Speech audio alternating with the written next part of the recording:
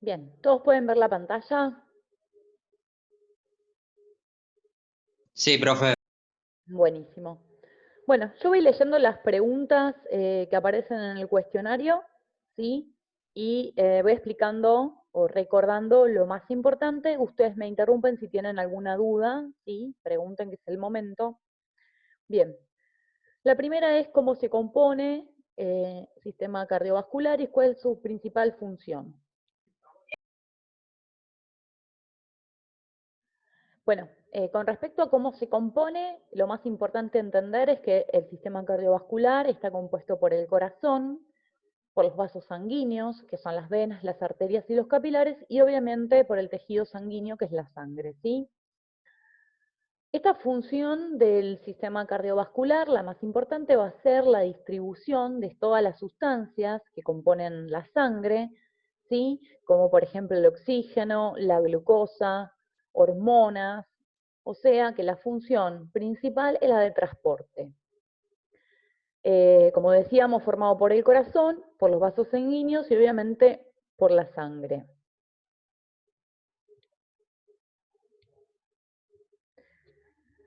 Otra pregunta que aparece es la diferencia entre el efecto trópico o inotrópico.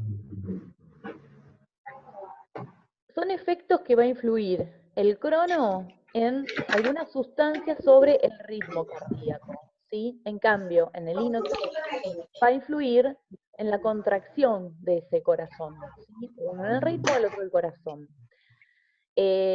Las que son cronotrópicas positivas van a acelerar siempre la frecuencia cardíaca y las inotrópicas van a aumentar la fuerza de contracción. Entonces, por ejemplo, la adrenalina va a hacer los dos efectos, ¿sí? Va a aumentar el cronotropismo y el inotropismo, ¿sí? Y la acetilcolina, y en el caso del inotropino, como también los bloqueantes de calcio, lo que van a hacer es disminuirlo. Esperen que voy a silenciar.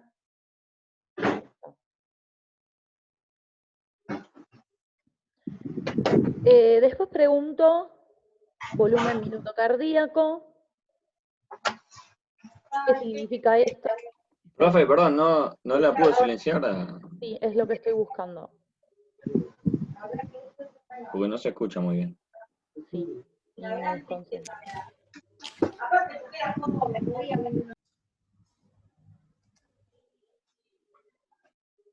Que no sé dónde está la opción. Bueno, ahora ya Ahí ya se aparece. silenció Se igual. apagó igual, profe. Listo.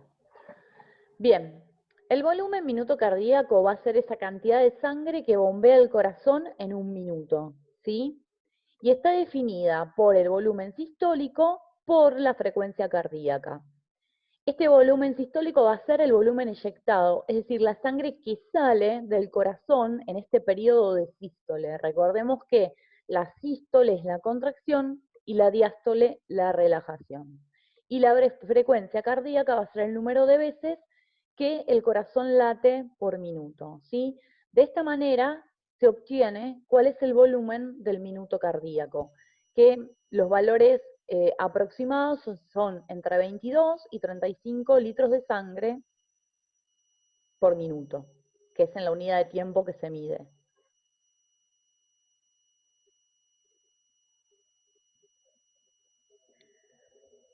Después pregunto definir la presión arterial y los componentes. Bueno, la presión arterial va a ser esta presión que se ejerce contra las paredes de las arterias, ¿sí? Que ejerce el flujo de sangre que circula por ahí. La presión arterial está dada por el volumen minuto cardíaco por la resistencia periférica, que es la resistencia que van a ejercer estos vasos, ¿sí?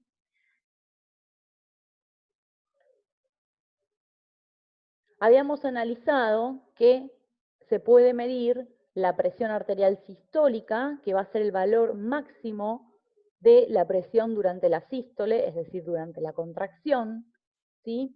Y la presión arterial diastólica, que corresponde al valor mínimo de tensión arterial cuando el corazón está en diástole, es decir, entre los latidos, cuando se encuentra relajado, ¿sí? Obviamente, ya sea sistólica o diastólica, va a depender de la resistencia que ejercen estos vasos, ¿sí? La presión media, por eso, se calcula por la presión diastólica más 1/3 de la presión sistólica menos la presión diastólica. Esa sería la fórmula para poder calcularla.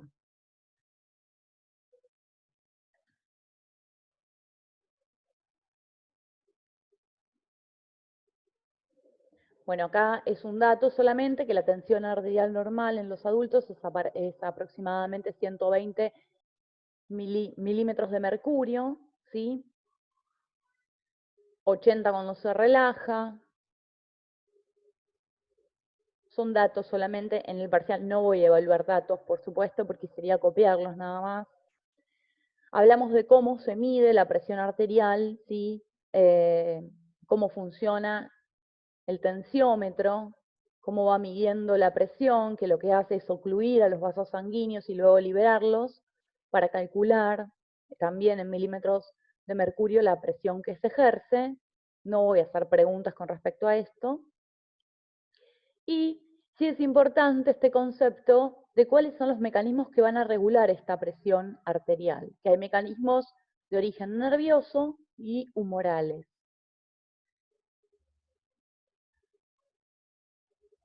Hablamos también del reflejo barorreceptor, ¿sí? Que lo que hace justamente es corregir estos cambios que hay en la presión, ¿sí?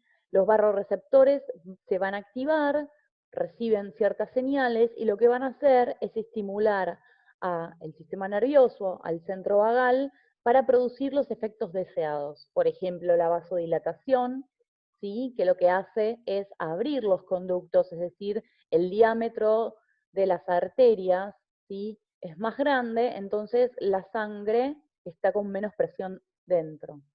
Descenso de la frecuencia cardíaca y también disminución en la contracción cardíaca.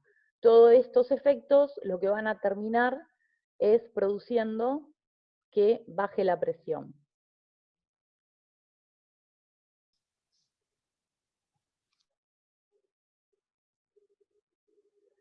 El control humoral, que es a través de sustancias y hormonas, se puede controlar bajo distintos, o sea, la participación de estas sustancias, ¿sí? Como la renina, angiotensina. Y acá está explicado que este sistema hormonal que regula la presión va a tener que ver con el balance de algunos iones, como el sodio y el potasio, ¿sí? Se secreta la renina, una enzima cataliza, es decir, favorece la conversión al angiotensinógeno, que se transforma en angiotensina 1, que a su vez se va a convertir también siempre por una enzima que la convierta en angiotensina 2, y se va a liberar aldosterona, ¿sí? Que ya, como lo habíamos visto en el endocrino, se libera en la glándula suprarrenal. Sigo con el cuestionario, explica los mecanismos de regulación, ¿sí? Bueno, esto vendría a ser lo más importante del sistema circulatorio. Entender que tiene la función principal de distribuir la sangre, es decir, transporte de nutrientes y de todas las sustancias que requiere cada una de las células. Tengan en cuenta que este sistema circulatorio está conectado con todos los sistemas que nosotros vimos, ¿sí? Porque, como habíamos dicho, está compuesto de vasos sanguíneos y los vasos más grandes, que son las venas y las arterias, se ramifican, pero también se ramifican en capilares pequeños que llegan a todas las células del cuerpo.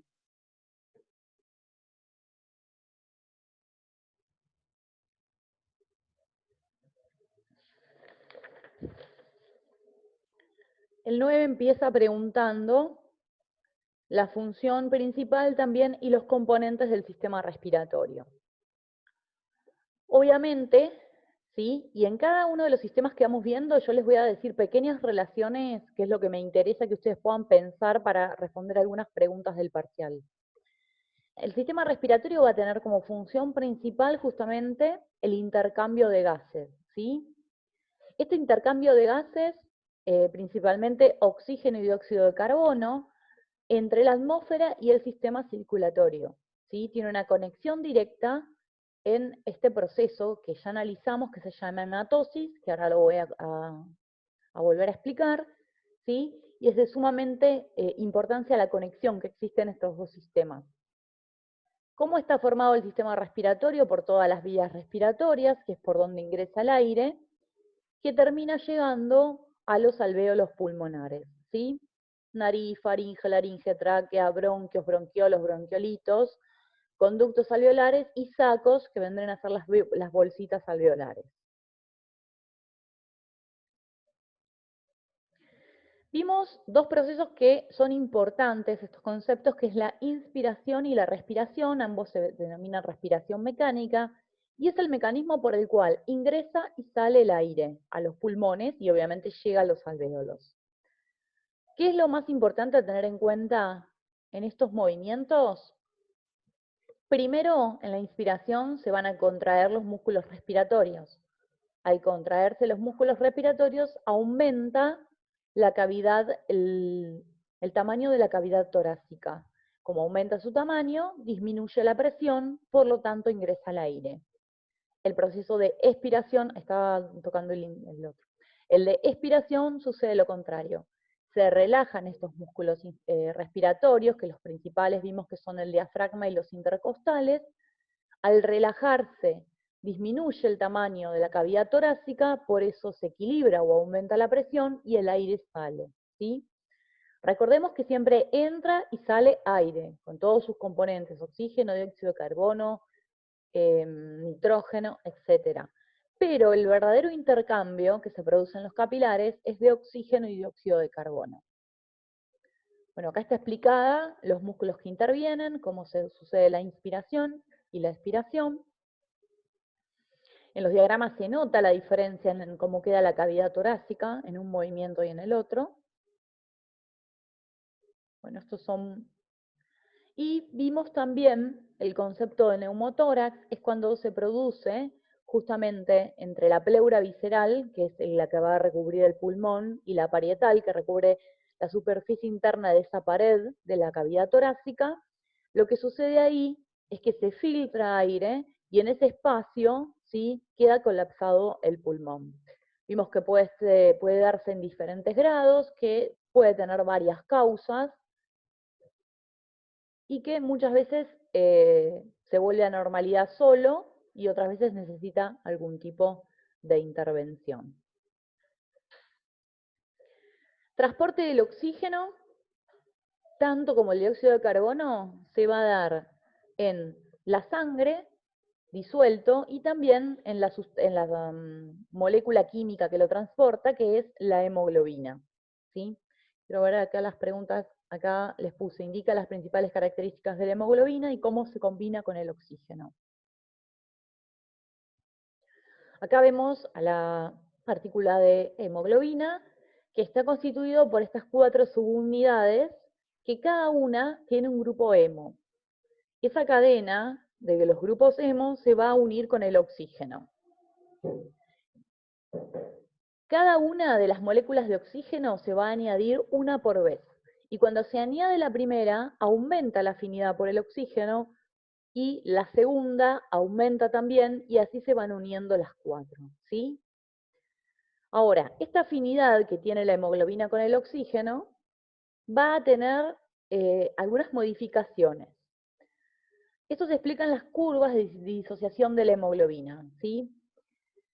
Acá yo les puse que la relación entre la presión parcial de oxígeno y la saturación de la hemoglobina por el oxígeno, o la cantidad de oxígeno que va a transportar, ¿sí?, tiene una forma sigmoide. ¿Qué significa esto? Que la afinidad de la hemoglobina no es lineal, ¿sí?, sino que aumenta o desciende según distintas variables.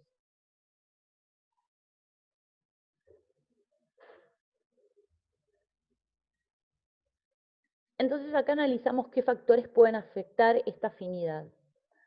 El pH, ¿sí?, por ejemplo, hace que cuando disminuye el pH, o sea, se vuelve más ácida la sustancia, ¿sí? Disminuye esta afinidad de la hemoglobina por el oxígeno. El aumento de la concentración de dióxido de carbono también va a ser otro factor que hace que disminuya esta afinidad de la hemoglobina por el oxígeno. Otra es la temperatura, aumenta la temperatura y disminuye la afinidad, y el difosfoglicerato, que también va a aumentar el metabolito en sangre y va a disminuir la afinidad por la hemoglobina. Entonces, estos factores hacen que la afinidad de la hemoglobina por el oxígeno disminuya.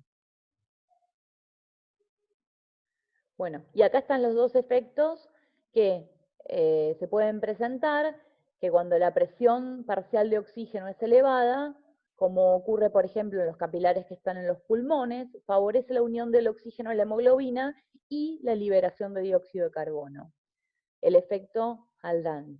Y por el contrario, el efecto Bohr es cuando la concentración de dióxido de carbono es alta, como los tejidos periféricos que están alrededor, se une con el dióxido de carbono la hemoglobina y por lo tanto, si se une con el dióxido de carbono, disminuye la afinidad por el oxígeno.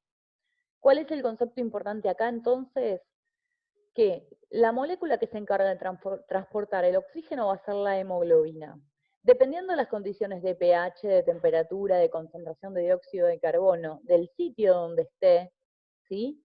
Va a tener mayor afinidad para captar el oxígeno o para liberarlo. Obviamente, en ambos casos, estos efectos o esta distinta afinidad es necesario porque hay momentos en que es necesario captar el oxígeno para transportarlo y en otros momentos que se debe liberar para que pueda ser utilizado. El transporte de dióxido de carbono, como lo habíamos dicho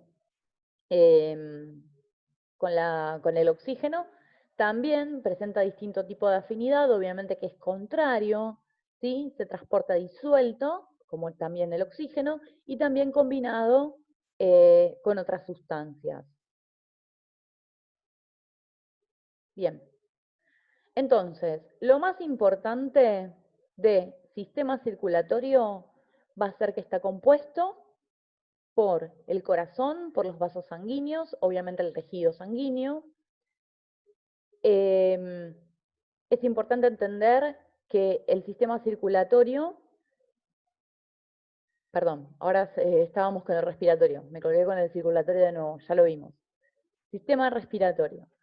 Lo más importante es que es el transporte de intercambio de gases, que se conecta con el circulatorio en la hematosis, que creo que viene en la clase que viene, ahora se los comento, donde se intercambia el oxígeno con la sangre.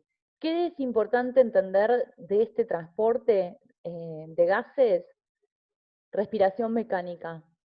Cómo ingresa y cómo sale el aire, es decir, inspiración y expiración, los pasos de lo que sucede con los músculos, ¿sí? Con la cavidad torácica.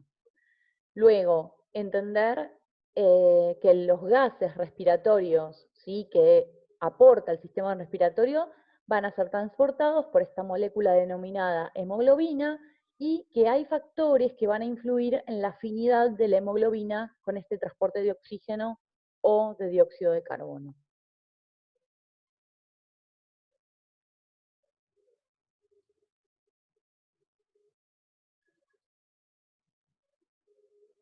Sigo leyendo el cuestionario a ver si... Bien, acá estaba lo que les decía de hematosis. Acá podemos ver el alvéolo pulmonar, que está rodeado de capilares sanguíneos. ¿Cuál es la importancia de la hematosis? Primero, acá tenemos la conexión del sistema respiratorio con el sistema circulatorio.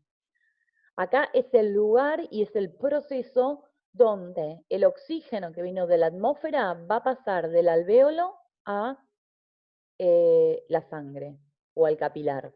Y el dióxido de carbono que está acumulado en la sangre va a pasar de la sangre o del capilar al alvéolo para ser liberado al exterior en el proceso de la respiración mecánica. ¿Cómo ocurre este intercambio de gases? Simplemente por difusión. Dentro del alvéolo hay mayor concentración de oxígeno, por lo tanto va a pasar al capilar, y dentro del capilar o de la sangre hay mayor concentración de dióxido de carbono, por eso va a pasar al alvéolo, ¿sí? Entonces, es un proceso sumamente importante porque es donde se produce el verdadero intercambio de gases y donde estos gases pasan del sistema respiratorio a la sangre. Después habíamos visto que hay distintos tipos de controles de este sistema respiratorio, ¿sí? En el cuestionario yo les pregunto, define hematosis y después, ¿a qué se denomina quimioreceptor? ¿Cómo actúan en la respiración? Y los centrales y los periféricos.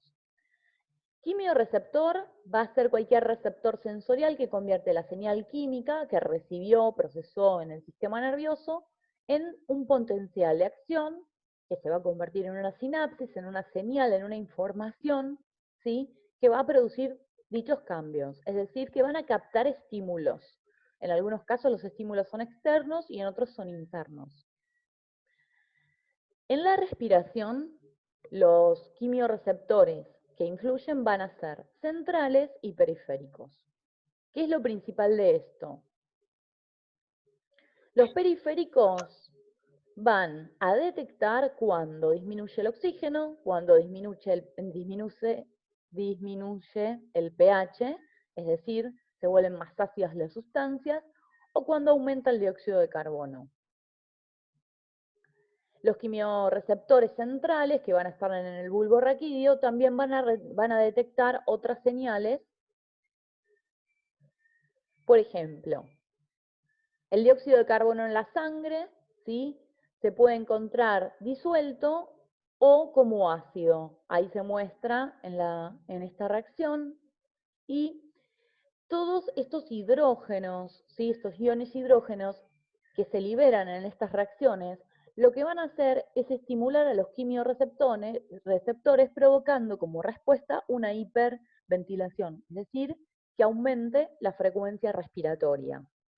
Entonces, acá lo que van a detectar justamente son las bajadas de pH y la presencia de los iones hidrógenos.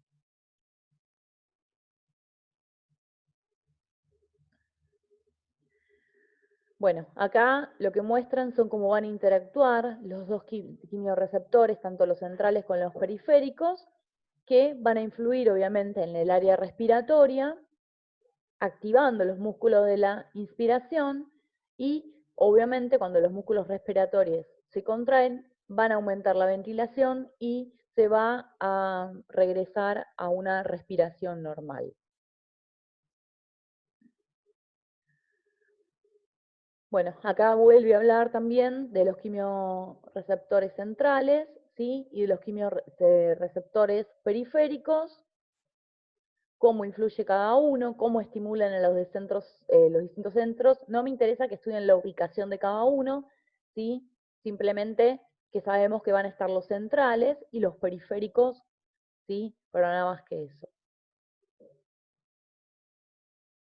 Es importante entender que este control automático de la respiración, ¿sí? Permite que podamos respirar permanentemente, que no, o sea, si bien hay músculos que podemos mover de manera voluntaria, es un proceso que se da sin tener que pensarlo. Bien, y acá el reflejo de Herin-Brewer, que más que nada habla de esto que es un reflejo que es mucho más común en los niños, entre comillas, que están aprendiendo a respirar, ¿sí? Los bebés, que es la hiperinsuflación de los pulmones, ¿sí?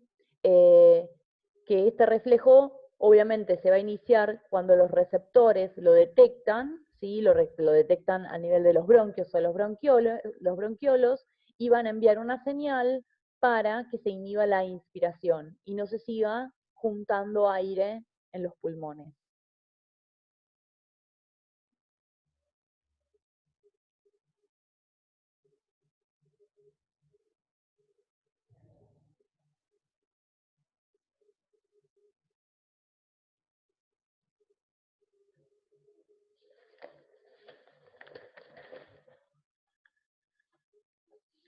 ¿Cómo está compuesto el sistema digestivo? Esquematiza y coloca referencias del tubo digestivo y las glándulas anexas.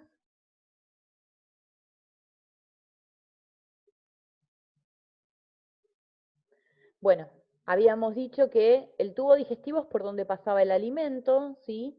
Y las glándulas anexas son todas esas glándulas que participan en la digestión, pero no pasa por ahí el alimento, ¿sí?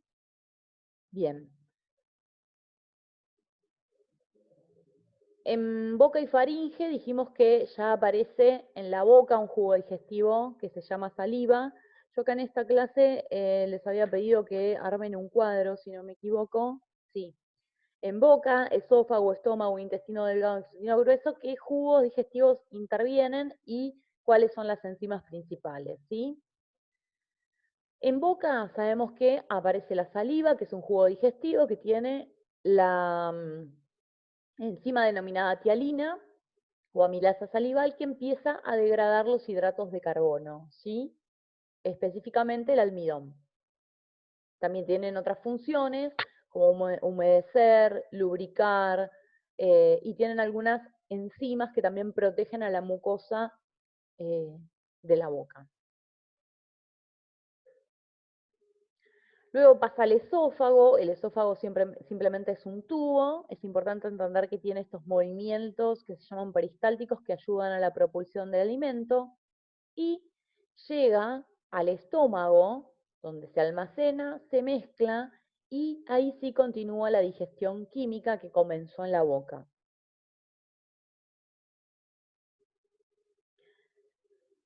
La digestión que ocurre en el estómago, ¿sí? Principalmente se da por unas células que están ubicadas en las paredes del estómago, ¿sí? Que lo que secretan entre el ácido que se aporta, ¿sí? El ácido clorhídrico y demás, no sé si los puse acá, de la pepsina.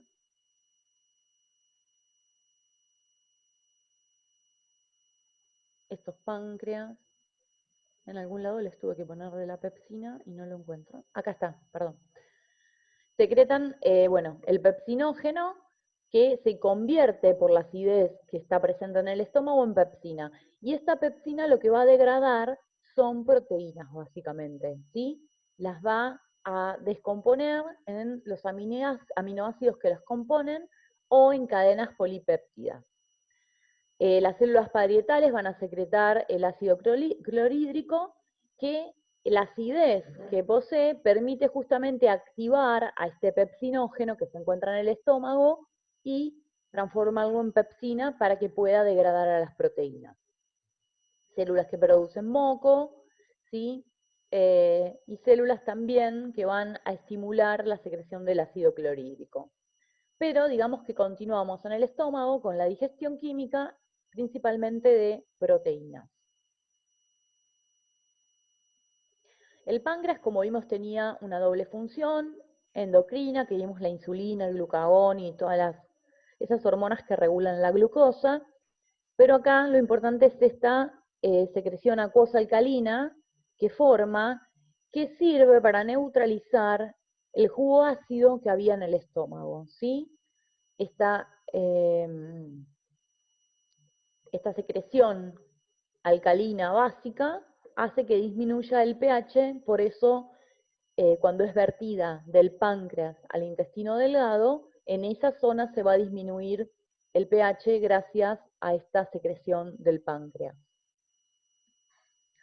Además, el páncreas, en este jugo pancreático, va a tener varias enzimas, ¿sí? Como por ejemplo la lipasa pancreática que va a, como lo dice la palabra, a digerir lípidos, enzimas proteolíticas o proteasas que van a digerir también proteínas, enzimas que van a digerir ácidos nucleicos y también una amilasa pancreática, que no es la misma que la amilasa salival, que va a continuar con la digestión de ciertos hidratos de carbono que no han sido digeridos en la boca.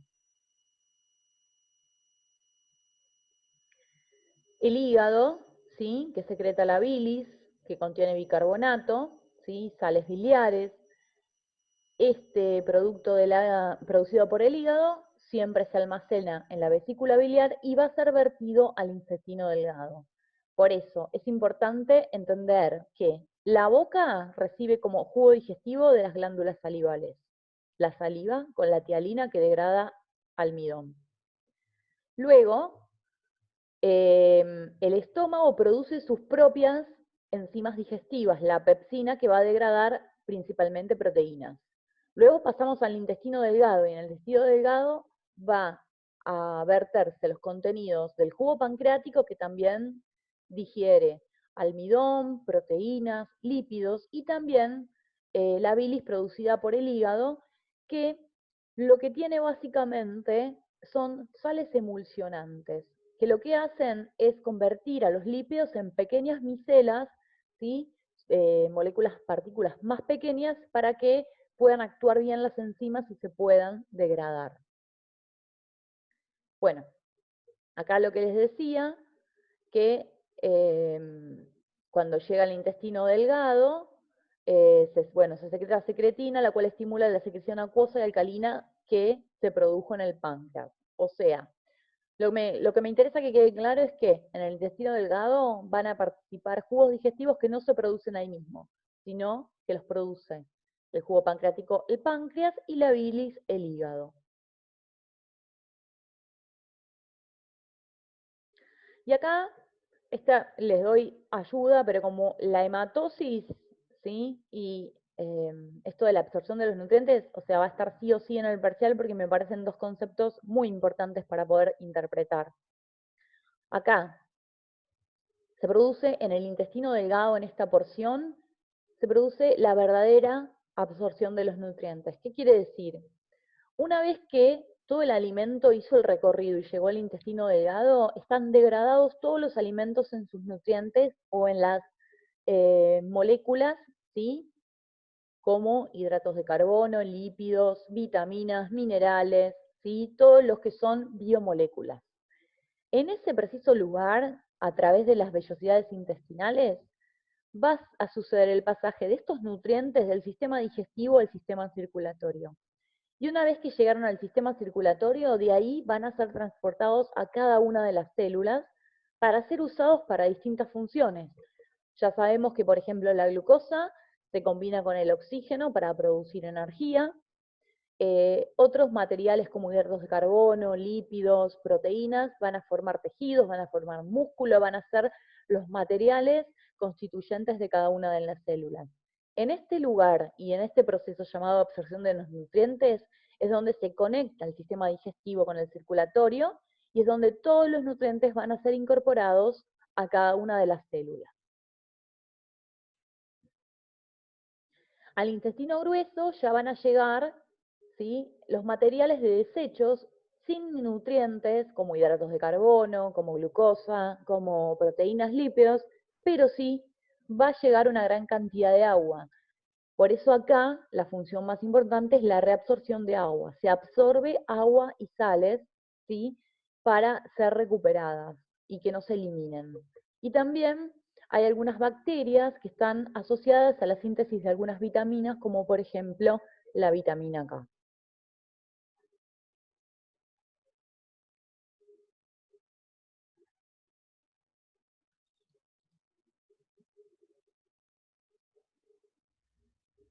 Bueno, en relación con el sistema digestivo y el metabolismo, ¿sí?, que el metabolismo es todo el conjunto de las reacciones químicas que van a suceder en la célula, tanto anabólicas de síntesis o formación, como catabólicas, que serían de degradación. Esto lo vimos varias veces. Bueno, acá retomamos el concepto de metabolismo para poder entender qué pasa con la bilirrubina, ¿sí?, o cómo se metaboliza, cómo se sintetiza. Y básicamente lo más importante es que los glóbulos rojos, cuando cumplen su ciclo de vida, ¿sí?, que son aproximadamente 120 días, se empiezan a descomponer, ¿sí? Rompen sus membranas y van a liberar el contenido que tienen. Como habíamos dicho, están llenos de hemoglobina. La hemoglobina habíamos dicho que estaba formada por anillos de porfirina, con el hierro asociado para captar el oxígeno. Esta hemoglobina la fagocitan los macrófagos, que como vimos en el parcial anterior, en los temas, son un tipo de glóbulos blancos que hacen una invaginación y degradan a la partícula que tienen en su interior, y lo que queda es su parte proteica, la globina, y la parte no proteica, que sería el grupo hemo.